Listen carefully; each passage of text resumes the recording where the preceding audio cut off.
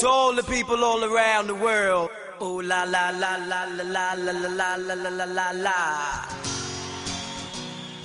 Hello, everybody. We are here with the second video together, chatting because we realize we really like to chat. So just let's chat.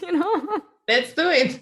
That's the best thing we are able to do. That's what we do, me and Sarah. We like to use the voice. So, let's chat together with a different background together, the same one, because we realized the background of last time was a little bit annoying for the eyes. We It was realized a bit too much.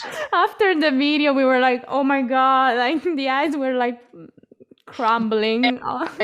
Yes. It was too much. So today we chose a different background, but still pretty cool, on point with our project. So welcome everyone with our second video.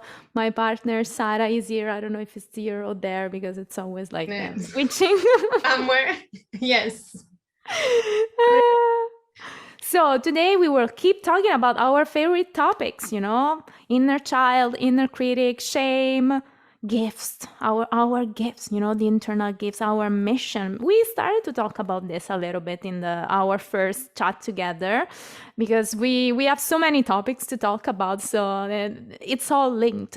All our topics are linked, but today we want to focus more about this, whole thing about discovering our gifts that are linked, so much linked to our inner child. Oh my God, so much. But we don't even realize it. Nobody teaches this. Sometimes I wish kids would have this kind of understanding that the gifts they have, they are actually, seeds that they're just waiting to bloom, to become something practical when you're an adult. But what happens is that at some point you just need to forget what you like to do as a kid and become an adult. So we have this understanding that what you like to do when you're a kid it's just a kid thing, it's nothing useful, and then you just need to forget it and move on. And today we will talk about a little bit about this because we think it's our story, because we really like to share our own story, and we think it's the story of a lot of us, that you don't even know what your mission is, what your purpose is on this planet, and you just end up forgetting a lot of your gifts, or you end up like distorting them, because you feel like there's only one way, to do certain things, only the way society tells you to do them. So this is our topic of today, and it all stems from the chat of our last video, but also from an experience that I had today while I was watching I was rewatching one of my first coaching session that happened almost 2 years ago, and I was a completely different person. But before telling you this story, Sarah, what do you have to say about this topic? What do you think? Many things, but for me, it's a topic which is really dear to me because I think I've lived the whole adult life that I had. I lived it feeling that something was wrong about me because I didn't know what my mission in life was. I didn't see a purpose, and I was always, forgetting about all the gifts that I had in me. And I was always comparing myself to others and always thinking, oh, I'm not enough. Everyone knows exactly where they want to be, what they want to do. And I had zero clue. I was completely lost. And I was always looking for this mission, this goal in life, this purpose on the outside. It was always something that I felt I had to struggle to reach somehow. I was always chasing for something which was completely separated from me. And it was really tough because then you feel lost and you feel wrong, basically. And then one day I don't know what changed, what clicked, probably reconnecting with my inner child, what I love to do when I was a kid, my passions and things that come natural to me. I realized that my mission in life is just embodying these gifts that I have, these spark that it's in each and every one of us. And as you said beautifully before, these seeds, allowing these seeds that have always been there to bloom and to grow and to blossom. And I think growing up is really all this process and journey of taking all your skills and your gifts and the beauty in each child and just allowing these seeds to grow and to bloom. And instead in society we live always with the idea that we need to reach some goals, to become someone else, to change ourselves. Also the healing journey is always like, I need to change, or I need to become a better person. Not at all. You just need to become you, you need to become yourself. And to do that is the key, I think, is to really reconnect with who you were as a kid before all this conditioning that we get from our families, from society, from teachers. So going back to your true essence. Do you A journey to the past. Yes, exactly. Like the Anastasia song, a journey to the past. It's a journey of remembering. Like the healing journey is a journey of remembering who you always been, but you forgot. You forgot because we live in a society that pushes you to forget. I really, and I know that the new world, the new society that we are building will understand this, that you already have everything inside of you is just waiting to bloom. So those seeds are actually, your blueprint to your life. You don't have to ignore them. You don't have to destroy them. But right now, what we do is exactly that. Those seeds that are there when we are kids, they are destroyed or they are distorted to fit in. And this is something that, for example, I really realized while I was, today, because before starting our video, me and Sarah always like to chat a little bit. And I was telling her this mind-blowing experience, really mystical experience almost that I had today, because I was rewatching one of my first coaching sessions. I used to record them. And it was crazy because it was less than 2 years ago. But I was a completely different person. I was less me than I am now. That's, the thing that now I am more me. I'm becoming closer and closer getting closer and closer to the real me. But yeah, I was so disconnected from my inner child. It was crazy. I listened to this session. I spent almost the entire session crying. And I started this coaching process because I wanted to get back to singing. So this session happened even before that I, could even sing. I just wanted to do this. And I remember saying in the session, maybe this isn't for me. Maybe this isn't for me because I'm so insecure and I can't even feel my emotions. And I know that if I want to be a singer, I want to sing and I want to, make other people feel what I'm feeling. And if I want to transmit, those emotions, I need to feel them. But I feel so insecure and so scared just at the idea of singing in front of people, just at the idea of being on a stage. And I was like, maybe this is just something that I used to like to do when I was a kid. And it's just a lost dream. It's just, something. Yeah, when I was saying in this session, maybe when I was a kid, it was all right because it was a game. It was something that I loved to do. But now that I'm an adult, I feel like this is not possible. I could really feel that there was this huge battle, huge conflict inside of me between my inner child that was completely pushed away and my inner adult that was completely distorted, was more of an inner critic than an inner adult. The inner adult probably wasn't born yet because the inner adult, the good one, let's say the healthy one, comes alive when you start working on your inner child, when you start reparenting yourself. And I still wasn't able to do that. So my inner adult was just a big inner critic.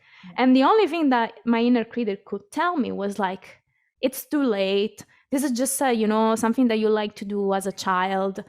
it's useless, you know. It's just a hobby. It's just, you know, something that you do to have fun. It's not, just, you know, get away with it, just let it go. It's not for you. You're not made for this. Yeah. But this big cry, big emotion that I was feeling was a sign that actually that was something that I was longing for. So Yeah. of course it was for me. Of course, because I used to spend all my time with when I was a kid doing that, but I couldn't recognize it because my mind, my inner critic was so conditioned to think that those things are just things that you do when you're a kid. And then you need to, you know, get over it. You Yeah. know, you need to just do your adult life and forget about those things, because you can't really do anything with those things. You know, they're just dreams, they're just fantasies. And going on in the session, there's been a moment where I was saying, I don't see anybody around me following their dreams. I feel so lonely. And I was crying and crying, you know, talking about also, you know, those comparing yourself to others. I was like, I always wanted to follow my dreams, but I don't see anybody around me doing it. I feel so alone. I feel like an alien. It Yeah. was this complete disconnection also from the world around me, because I felt like, yeah, there's a part of me that wants to do that, but I'm so scared. I'm scared because inside of me, there's so much fear. I'm scared because I don't even know anybody doing this around me. You know, I feel like I'm so different from what the world is used to do. And it's been so illuminating. First, I felt so much gratitude because I was like, oh my God, in less than 2 years, I've done so much progress, because I could see and I could feel this very, very insecure girl, because probably I wasn't even still a woman, you know. I wasn't a woman yet. I was more like an insecure girl that was just discovering herself. In less than 2 years, I'm completely different, you know. I'm way more in my own body, in my own, you know, things. I still face insecurity, of course, but way less, you know. And it's incredible. Sometimes you get so stuck in the, you know, I need to heal, I need to do, and it's like, oh my God, in less than 2 years, I just changed everything. You know, it's all different. But what really stood out was like this big disconnection between my own truth, but the inability to accept that truth, because I was so there was a part of me that was completely conditioned with fear, with restrictions, with limits, with this is not for you. No. So I don't know if you can relate with this, but for me it's been crazy, because I can see how much I just uh, took off all those layers that were like they were chains to me. Yeah. Now Yeah. I would never think that way, you know. I'm way more connected with that truth. Yeah. And it takes time because we, as a society, we rarely allow ourselves to really, you know, embrace what our passions are, what our gifts are. And, you know, everything becomes, when we become adults, a matter of finding a job, you know, earning money, being able to, you know, pay the rent and support a family if you want one.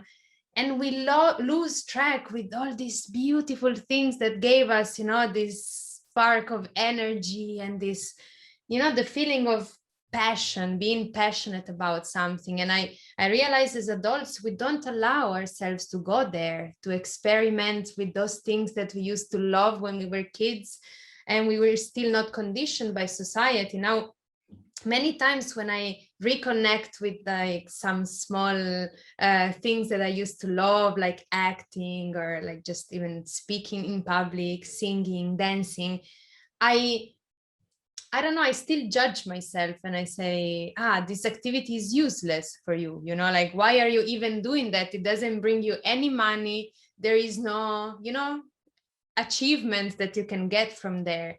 And it took me a long time to just go back to doing these things just for the pleasure of doing them, you know. And not everything needs to become your job, you know. Not everything needs to bring you money, and not everything needs to be seen as useful, you know, in life. And I think that's reconnecting with this feeling of just pure pleasure, playfulness. Okay, I sing. Why do you sing? Just because it makes me feel good, you know. And now, I don't know, I even in my daily life, I try to bring this playfulness, you know, like in the morning, sometimes I'm feeling down and I put a song that I love and I dance alone in my bedroom, you know, and this has no, you know, end goal. It's just for me to feel good. And I think that if we look at kids, you know, like young kids, you see how they get lost in the moment, you know, they go with the flow, and anything they're doing, it could be staring at, you know, a rock in the garden, you know, and for them it's the most important thing in that moment. They're completely and fully present in that action. And we should learn, you know, relearn, go back to that feeling of saying, I'm doing this just for the pleasure of it, and just because in this moment I want to be here and I want to be present to myself and to whatever I'm doing. And I think this is tough, no, to reconnect with this presence and flowy energy when you do something that really awakens something beautiful in you, that spark. So yeah, it's been tough for me to remove all the layers, all the chains, as you were saying, of the conditioning, and going back to activities that I truly, truly, truly enjoy. Back to 1991. Back to 1991, when I was born. Exactly that moment, because I feel I was conditioned and I became an adult really early. Like I was already, I think, 4 or 5 years old, and I already had this inner adult figure, inner critic that was really present and strong. But before that, you know, like I'm trying now to really go back to the feelings of things, you know. So I remember I used to love cooking with my mom, you know, and the feeling of like really touching the food, or like my mom was a painter, and you know, also painting just for the sake of it. Now I haven't painted for years because I say I suck, I'm really bad, you know, like, and I don't have fun at all, no. And this, because the idea is that if you want to sing, you need to be perfect at it, and if you're not perfect, you'd rather not do it. And somehow we get in this loop and we disconnect completely. Oh my God, yes, perfectionism is such a huge topic that for sure we will do a video about this, because yeah, it's the play killer, it's the fun killer. Perfectionism is the fun killer, and it's also the beauty killer, in my opinion, because something when it's not perfect is true, and truth is beauty. You know, if something is perfect, it doesn't really tell me anything, it's just similar to something else, you know. It's a stereotype. So we will do a video about perfectionism, because for sure it's something that pushes away the inner child, for sure, because the inner child is not, it doesn't want perfection, it just wants to have fun. But it's crazy. That's why it's so important to do this work on the inner child, in my opinion, because, you know, that coming back to the present moment, that coming back into the pleasure, into the body, it's so reintegrating the inner child. And it's scary because it didn't really feel safe when we were kids to be kids. So our inner child is wounded, so it's a scary place to go at the beginning. You know, I could hear myself really crying in that session. I was so scared. I could feel this fear of just even letting myself think that, oh yeah, singing is for me, because I was so scared. Just claim it. I couldn't even claim that thing for myself because it was connected to wounds, to pain, you know, that I had felt when I was a kid. So it's not an easy job, but we love to do this because we know the power of it. We feel it on ourselves, we feel it on the clients we work with. In the work on the inner child is the main work you have to start with, in my opinion, because it really brings you back to that safety also in the body, you know, because you start being in the body again and have fun with it and the pleasure of it. You know, this morning I was just dancing while cooking breakfast, and it's now it's just part of my routine, you know, and I don't even think of it. I start dancing, you know, while the pancakes are cooking. I start, you know, going around the house and dancing. But you know, like 2-3 years ago, would have never done that because I was so tense, you know, and I was even maybe judging myself while doing it, like, oh, you dance like shit, you know. Exactly, you look insane. What would people think of you, you know, if Yeah, you dance freely, if you sing freely? It's yeah. always this fear of judgment, at least for me. And then, you know, we shrink, and I realized my inner child was always in a cage, you know, and I locked her up there and just told her, like, you're not enough. Everything you will do is going to be shit. No one will care. So you'd better just shut up and stay in there. And this last couple of years for me as well have been all this journey of opening up that cage, and step by step, little by little, you know, reassuring that little kid that she can show herself for who she is. But as you said, it's painful and it's dark and it's hard, because it's been, you know, for me, like 25 years at least, of like, since I was 5, that, you know, when I locked the cage for the first time. And it's a scary world out there for the inner child.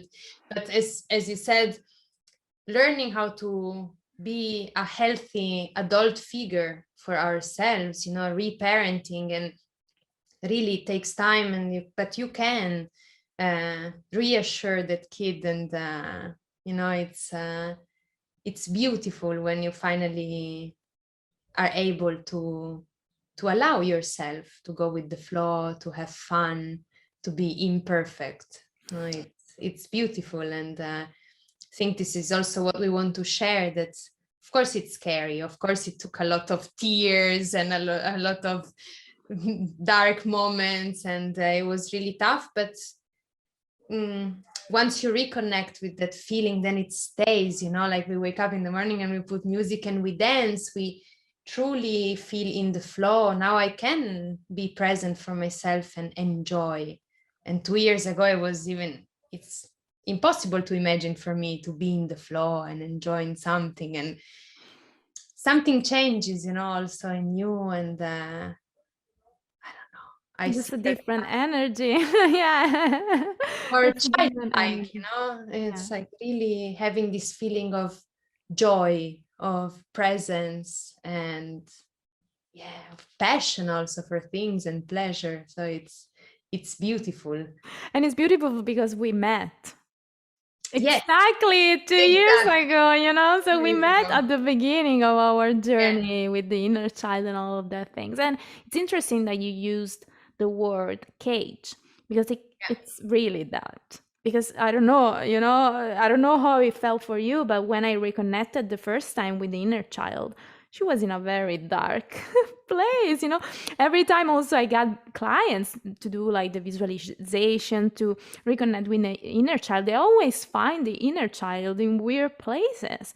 yes, It's like in a corner, crying in the dark, in a room locked, in the art, and you can't reach it. You can't talk to it.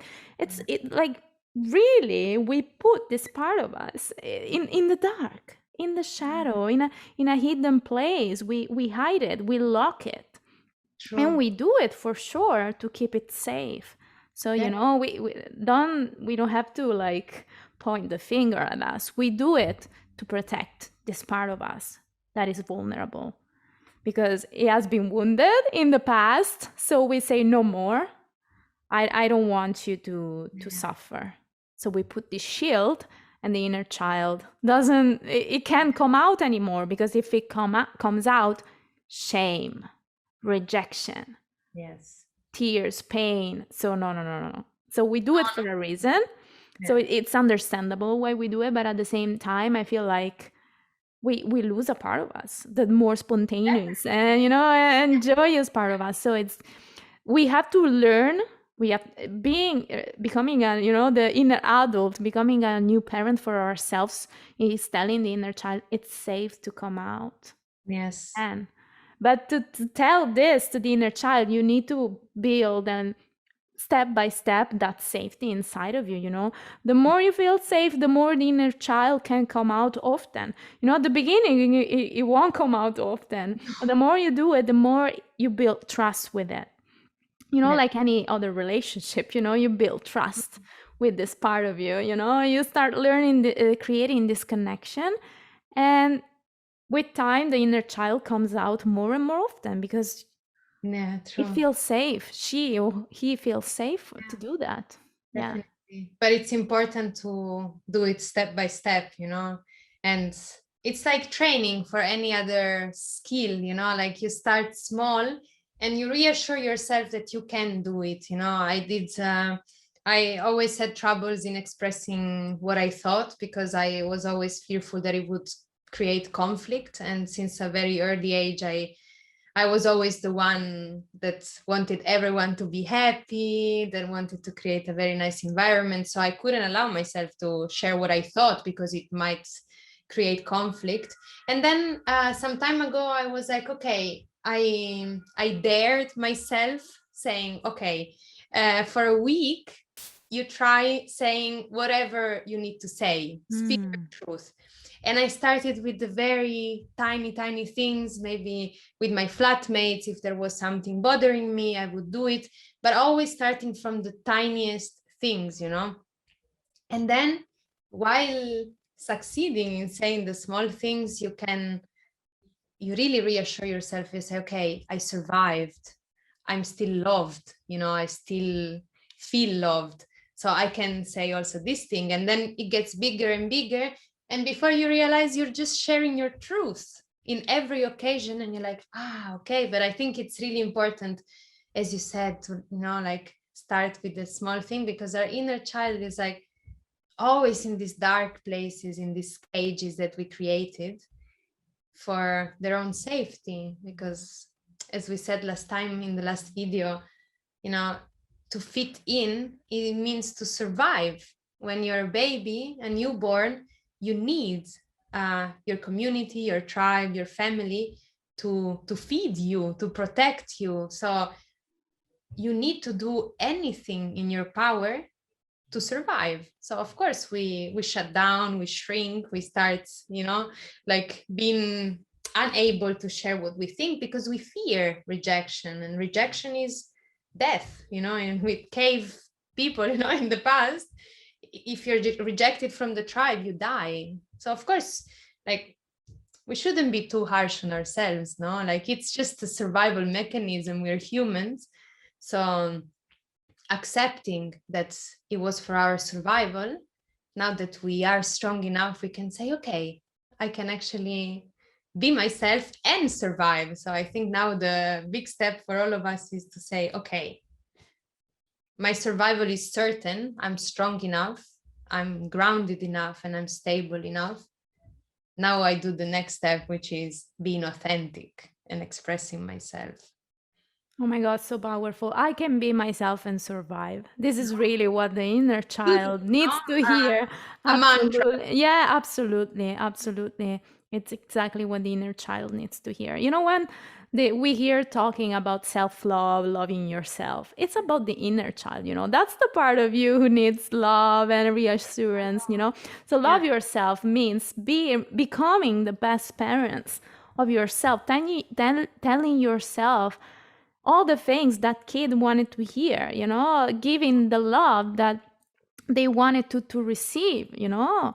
So that's, you know, self-love, that's loving yourself, that's really that giving that kid the love that they crave for. And we need to talk with this part of us to discover what this love is. And for sure it's like getting closer and closer to the pure essence of us, you know, what's really underneath, you know, the cage, the conditioning. And that's where we touch that spark.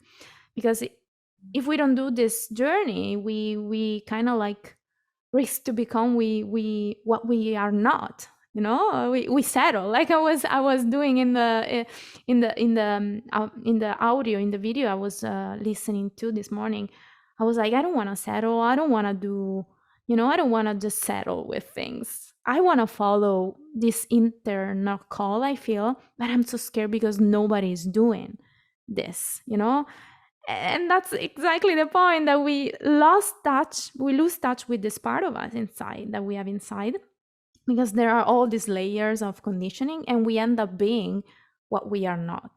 You know, in all areas, not just, you know, work or jobs, just, you know, just who, what we show up, what we show, how we show up in the world. So that's why the inner child is so important, because I feel like the inner child really has this seed, as we were saying, you know, the seed of our essence. And of course, it needs to bloom. So it's not like the entirety of who we are. But if we work together with it, we can really bloom as adults as well. You know, it's really like this essence that needs to be cultivated and bloom inside of us. So yeah, the healing journey is not really becoming something. It's more like becoming who we really are, you know, getting back to the real me, the real you, the real us, because the seeds, the spark was already there, but at some point has been like shut down. Yeah, We beautiful. shut it down, you know. Like healing is just going back. It's nice, no? Yeah.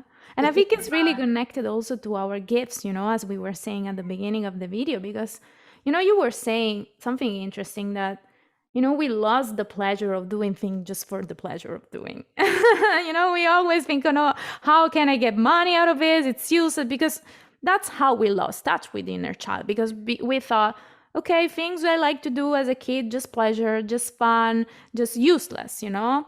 Just think about the money making stuff, you know. Just think about you are a productive being now. You're not a human being. You're just a productive doing, not even being. You're a human doing. Just do, So we produce. separate these two things, you know, completely. And I feel like the first step is reclaiming that just pleasure, you know, just pleasure of doing without thinking about the outcome, because it's really, really important, because we have this tendency to poison everything we do with this performance. You know, he has to be perfect, he has to be productive, he has to be for a reason, he has to be a good outcome, stereotyped outcome, because it's always like this ideal outcome of what it is, you know, that it's acceptable.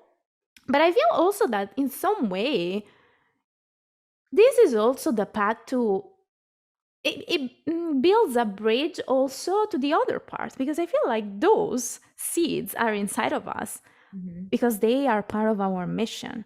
So they also can become a way to sustain ourselves economically, you know? But it's like a two-step thing, you know? It's like, first step, just reclaim that part of you that just wants to play for no reason at all. Just let this part have fun without thinking about why should I have fun. I have no time for that. No, just make time for pleasure. True. But I feel like when you reconnect with that part, you understand that those seeds, you know, were planted in you for a reason. This is the things that you want to bring to the world. It doesn't mean that you necessarily have to make money out of it, but that's your gift to the world, you know? So you sure that's the best way you can make money, you know? That's exactly what you can make money out of. We don't connect this, you know, because we have this idea that jobs have to be boring. They have to be, you know, and you need to find somewhere, you know, we have this, what is my mission? I need to understand somewhere out there what's my mission. I don't know what's my mission in life. I don't know what to do with my life, because we just given certain options. Okay, this is what I can do. I need to choose between these things. And we never, you know, we never allow those gifts, those seeds to bloom in an original, unique way. You know, we keep these two things separated. Well, I think those seeds are there for a reason, so that we claim them and we have pleasure while we do them. But also, they also can be a way to sustain ourselves, because those are the things that are part of us, you know? So those are the things we do best. Yeah, and in a way, we always obsess with having to study something, having to learn something. And those seeds are there because we just know, it's just who we are, like, many times when I look at people in their element and people who I admire for a specific skill they have, I look at them and I realize they haven't studied, to be in that way. It's just who they are. And the more we reconnect with these gifts that we have, the more, like we can just shine while doing the things that are just within us, like we love to talk, and we haven't, we haven't done a course on how to talk, how to speak, or like, no, it's just something that comes natural to us. And I think there is a lot of value also in reconnecting with these seeds, because then we can use them and share them and give them to society. And in my dream world, we would have people who are aware of what their gifts are, they share them with others, and then people who are compatible come together and they work, on the same project, bringing each one their own specific set of skills that come just so natural to them, and I know it's like a dream world. Well, it's already happening, in my opinion. We are going there. I think we are building this world because we are realized that we have those gifts for a reason. We need to reclaim those gifts and just find the pleasure of using them. But at the same time, they are inside of us because so that we can offer them to the world, so we can use them for sure. And I feel like we are understanding more and more the importance of this, mission that was already planted inside of us. Our mission is already inside of us. We don't need to search it somewhere else. There's nobody out there who can tell us what is our mission. Someone coming and say, okay, Trinity, now your mission in life. And I imagine myself as a knight, in the past, and I need to go on a quest and find this mission, which is huge, grandiose. I want to, I don't know, become a brain surgeon, and I don't know, all these kinds of stuff. And then you're like, no, the mission is just you being you. And I also noticed that whenever I am most myself and I'm authentic, people really appreciate that, and they always tell me, you were shining when you did that. Or like when I look at you, in your element, and I'm like, wow, that beauty and that light and that passion. And that's the idea, no? My ring light was falling on me. It's in the end, really finding what came so natural when you were born and when you were a kid, before conditioning, and taking back those seeds, with all the experience that we have now, with all this new internal adult figure that we have, and say, okay, let's go back to the seeds and let's plant them and let's see what can come out of them. And I think it removes, at least for me, a huge burden of having to find this mission. When I heard mission in the past, and I was like, oh my God, I'm useless. I am really, like I have nothing to do in life. And I don't know where I'm going. And now it's like, no, I've always been there. Exactly. And I'm working towards my mission by taking care of my inner child, making her feel comfortable, being in the moment, reconnecting with myself, sharing my gifts with others. This is our mission, just, reconnect with who we were, and then use it as a service and as a gift for the world, somehow. And it's so relieving. For me, it was when I realized, and I remember you once sent an email and the subject line was, your mission is yourself. Your mission is being you. And at that point, I was confused. I was like, what do you mean, And now I get it, and I'm like, yes, by being ourselves and reconnecting with those natural gifts and sparkle that we had as kids is our mission, Yeah. As we said the other time, we take life so seriously. It's like, no, life is fun. So the purpose of life in general is to enjoy it, to have this, crazy ride on these planets and just enjoy. And then this mission, your mission in life is just finding your own way to enjoy it, and it's through whatever comes natural to you, and each one in their own way. And it's also the beauty of it, that we're all special human beings, and it's beautiful, and it's freeing. Like, we can have fun, we can feel the pleasure of life. Yeah, this is a huge topic for us. And of course, we'll make a video also about this, making the life journey, the healing journey more fun, because sometimes it becomes almost more like a duty, and it's another duty on top of other duties. And that's what's the point. The healing journey needs to reclaiming our right to enjoy life, I think. Yeah. Of course it's tough, of course there are so many things to face, but at the same time, we need to understand what's the point in the end of all of this. So for sure we will talk about this. But I think this thing, that I mentioned about the mission is so important, because I feel this is also why we reject the gifts of our inner child, because we think, okay, what's my mission? I need to, as I said, go on a quest, go search for this mission in the world. Where is my mission? We think the mission is in some point out there in the future, very far, and we need to go and strive and, and grind, and oh my God, when I will get there. Well, it's the exact opposite. The mission is not out there, it's inside. Beautiful. It's that seed. And of course, he hasn't bloomed yet, because we didn't allow it for it to bloom, but it's already inside. It's already inside. So it's really reversing the process. And as you said, it's so relieving. It's so relieving. And one key word that you used is shining. When we shine, that's when things come natural. We haven't been taught this, That's why I really feel like the new world, the new society, this new approach that we're building, and hopefully new generation will, develop more and more. It's really recognizing when a kid shines, what comes natural to a kid. Yes. Those are the seeds.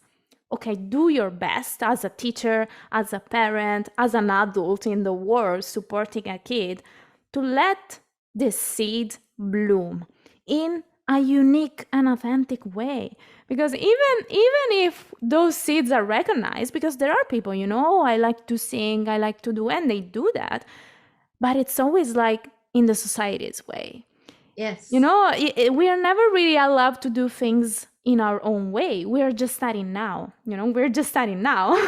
But we grew up in, as I said before, we grew up with this view that, okay, these are the things I like to do, or I'm able to do, I'm capable to do. These are my option. That's all. End of the sentence. There are no more, there are just closed doors. All the other options are not possible. We are not really trained to think out of the box. Yeah, true. And we are actually put inside a box, And the box. So what I dream is really that, kids in the future will be really supported to recognize their gifts, and that there will be a community around them supporting them to let those gifts bloom, and let them believe that they can really offer those gifts and they have value to the world. Because, we talk a lot about creativity. Creativity doesn't have value, to the world. Just in the past years, I started to have more value, but it's always yeah, but in this way. Yeah, but in this perfect way, you can't just do it the way you want. There's always this tendency to create a standard, a stereotype. If you think outside the box, it's already it's weird.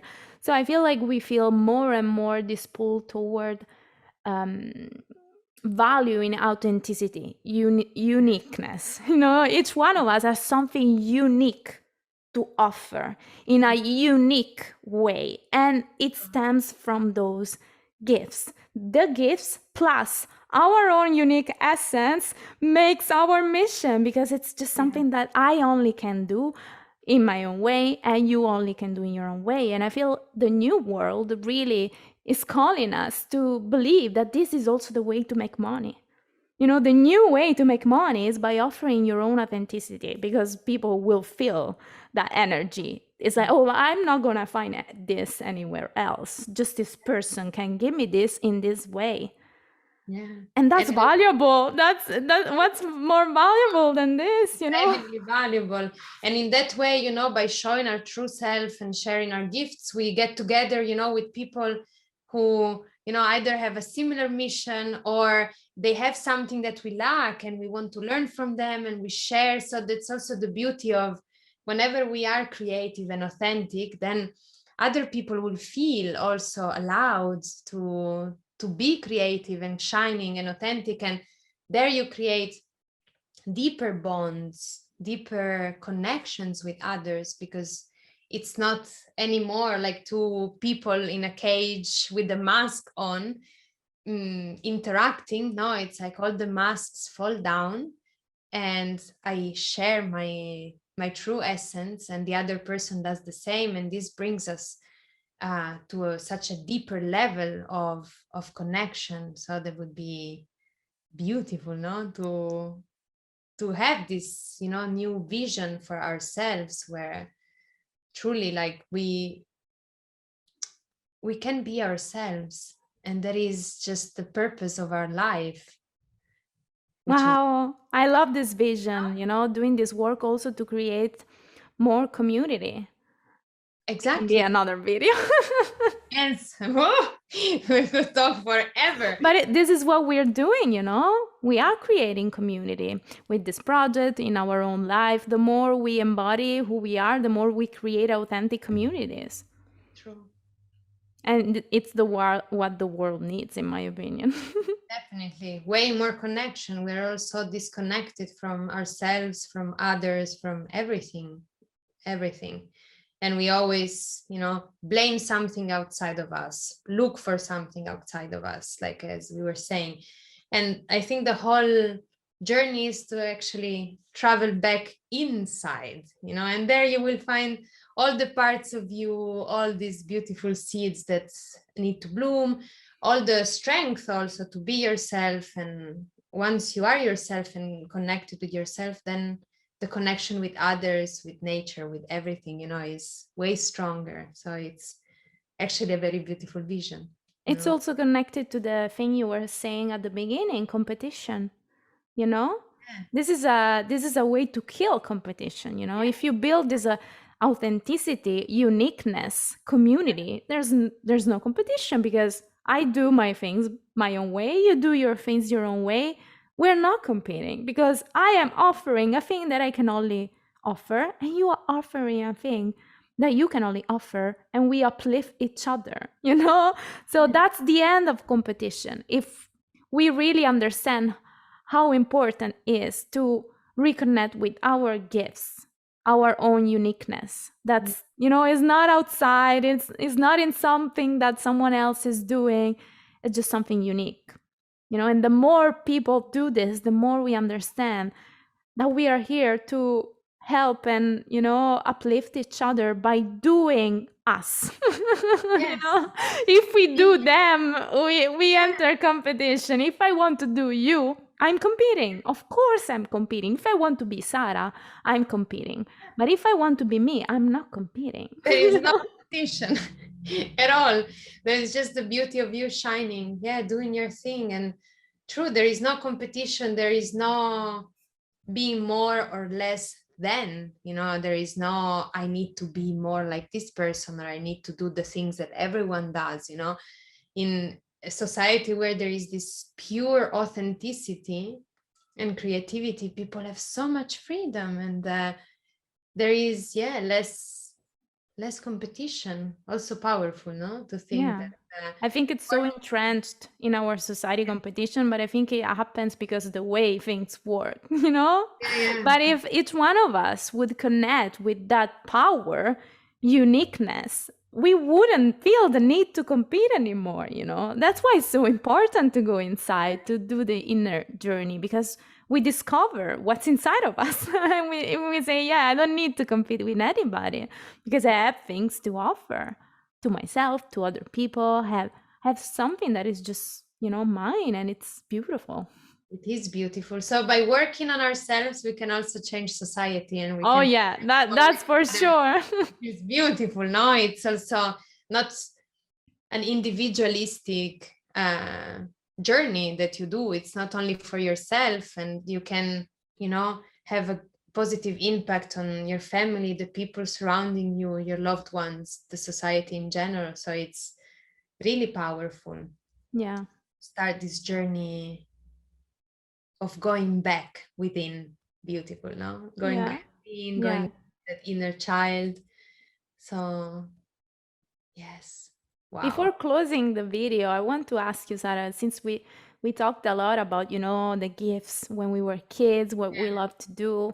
And if you followed the first video, you know that we both like to sing, to dance, to hug. Those are the things that we wanted to do. I mean, we like to spend time with when we were kids. I wanted to ask you something. What were you saying when you were a kid, when adults were, telling you what you want to do when you grow up? What do you want to become? The terrible question that I feel like it has to change. Don't ask a kid, what do you want to become? What do you are? What do you like to do now? No, do you want, you're already in the question. Yeah. It's a big metaphor of our society. What do you want to be when you're an adult? What do you want to become? No, ask a kid, what do you like to do now? Yeah. But we maybe, our kids, they will grow up this way, but we grew up the old way in the 90s. So what were you answering? What were you feeling inside of you? What was the truth? And what were you showing? So what I hated the question, first of all. It As created any kid. tension and fear. What I always answered was, I want to be a teacher, which is actually also part of my gifts. I love teaching, but it was the more, standard answer that I could give. But deep inside, what I wanted to become was first a ballerina. I don't know, I always wanted to be a ballet dancer, a singer. Like, my dream was to really be, I would picture myself in front of a big crowd and just singing. And then later on, I think I also dreamt of being a radio speaker, which again, with, speaking, or an actress. This was also something that I dreamt of being. So all things related actually with really self-expression and singing and dancing and being, in front of people and speaking and sharing, emotions and something. Because I think through singing, dancing, acting, being a radio speaker, there is this common line of sharing with others, something that you feel, something that you believe in. So I think my dream has always been to share, the beauty of life, because I always had this energy and this positivity. And it was like through all these activities, I really wanted to share this with others. Yeah, wow. I never thought of this question anymore, but yeah, thank you for asking me. What about you? What did you want to become when you were adult? I used to hate that question as well. Yeah. First, I want to say that we are twins, separated at birth, because I used to dream about the same things as you. But yeah, when adults used to ask me this, I used to not answer my real dreams, because I feel like, as kids, we already really feel that pressure, from adults. What do you want to become? What do you want to become? And you already feel that, yeah, what you do in your room and you have fun is okay, but then you need to give like an acceptable question, you almost feel like, oh, now, Yeah. So like from the jobs that you see adults doing around you. And I remember saying a lot of things, but once is standing now is like a hairdresser. And yeah, I used to enjoy just playing with hair and that kind of stuff. But yeah, I didn't really spend that much time doing that. I really had this passion for singing, dancing, acting. Basically, my afternoons in my room were like a small theater stage when I used to do my little shows. Also, radio shows. I remember just sitting in my room, imagining I had a radio audience, playing songs, and then, doing my things, telling my things, same things, and then, okay, the next song now is.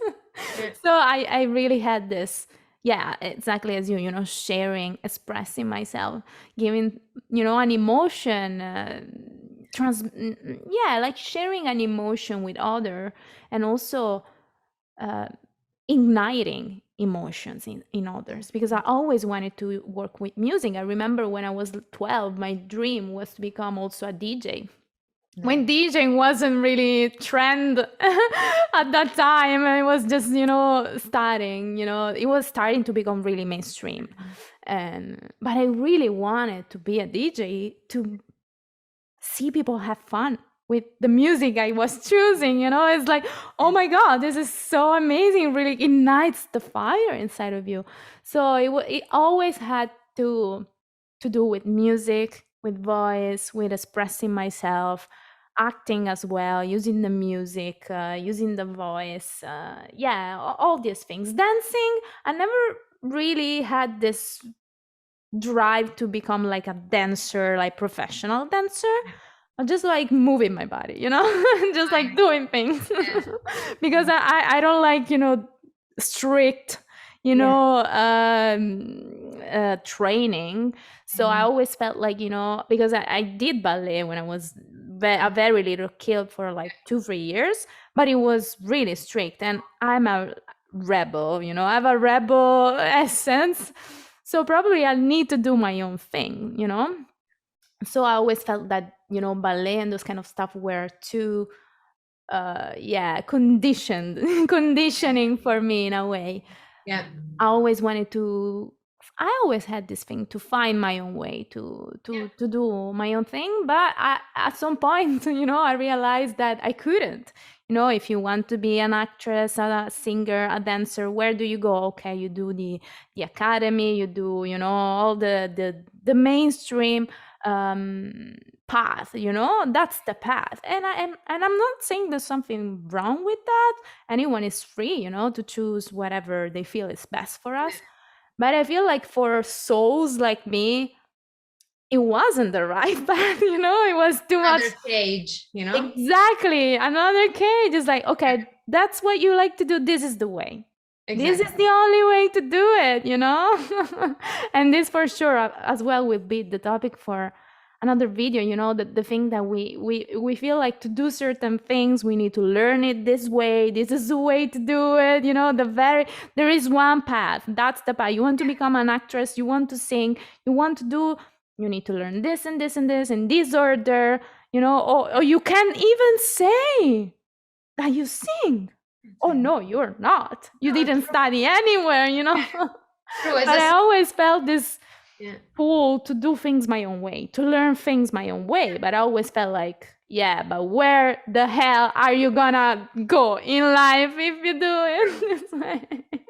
True, and these social standards really kill authenticity and creativity. Yeah. So, yeah, again, look where we are now. Actually, we are speaking, talking, being doing creative, all the things.